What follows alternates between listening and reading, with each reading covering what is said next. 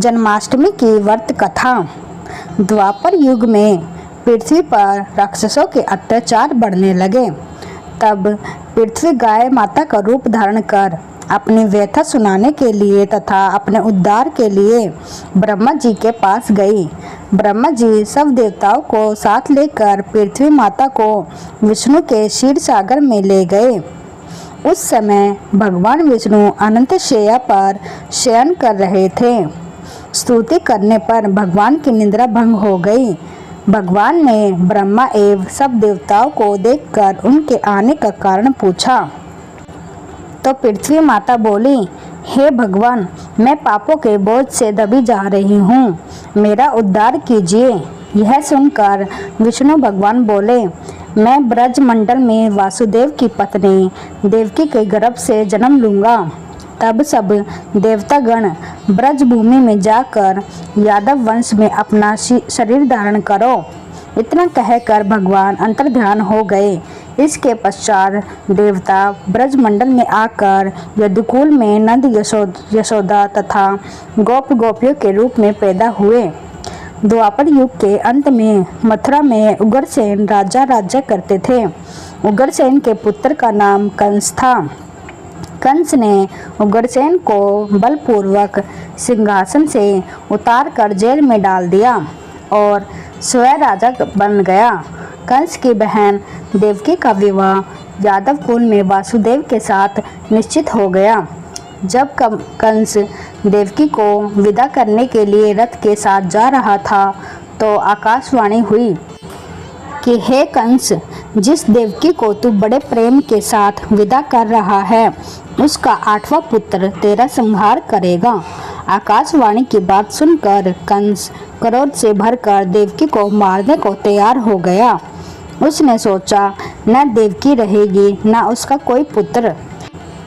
वासुदेव जी ने कंस को समझाया कि तुम्हें देवकी से तो कोई भय नहीं है, देवकी की 8वीं संतान से तुम्हें भय है, इसलिए मैं इसकी 8वीं संतान को तुम्हें सौंप दूंगा। तुम्हारी समझ में जो आए उसके साथ वैसा ही व्यवहार करना। कंस ने वासुदेव जी की बात स्वीकार कर ली और वासुदेव और देवकी को कारागार में बंद कर दिया। तत्काल नारद जी वहां आ पहुँचे और कंस से बोले कि यह कैसे पता चलेगा कि 8वां गर्भ कौन सा होगा। गिनती प्रथम से या अंतिम गर्भ से शुरू होगी। कंस ने नारद जी के परामर्श पर देवकी के गर्भ में उत्पन्न होने वाले समस्त बालकों को मारने का निश्चय कर लिया। इस प्रकार एक एक करके कंस ने देवकी के 7 बालकों को निर्दयता पूर्वक मार डाला। भाद्रपद के कृष्ण पक्ष की अष्टमी को रोहिणी नक्षत्र में श्री कृष्ण का जन्म हुआ। उनके जन्म लेते ही जेल की कोठरी में प्रकाश फैल गया। वासुदेव देवकी के सामने शंख चक्र गदा एवं पंचधारी चतुर्भुज भगवान ने अपना रूप प्रकट कर कहा, अब मैं बालक का रूप धारण करता हूँ, तुम मुझे तत्काल गोकुल में नंद के यहाँ पहुँचा दो और उनकी अभी अभी जन्मी कन्या को लाकर कंस को सौंप दो। तत्काल वासुदेव जी की हथकड़ियाँ खुल गई, दरवाजे अपने आप खुल गए, पहरेदार सो गए। वासुदेव जी श्री कृष्ण को सूप में रखकर गोकुल को चल दिए। रास्ते में यमुना श्री कृष्ण के चरणों को स्पर्श करने के लिए बढ़ने लगी। भगवान ने अपने पैर लटका दिए। चरण छूने के बाद यमुना घट गई। वासुदेव यमुना को पार कर गोकुल में नंद के यहाँ आ गए। बालक श्री कृष्ण को यशोदा के बगल में सुलाकर कन्या को लेकर वापस कंस के कारागार में आ गए। जेल के दरवाजे पूर्ववत बंद हो गए। वासुदेव जी की हाथों में हथकड़ियाँ पड़ गई। पहरेदार जाग गए। कन्या के रोने पर कंस को खबर दी गई।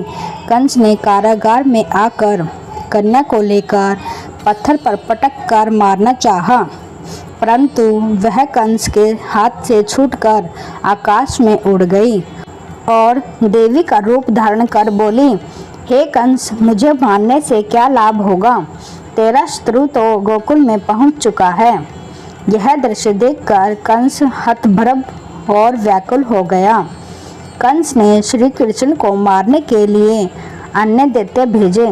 श्री कृष्ण ने अपनी अलौकिक माया से सारे दैत्यों को मार डाला।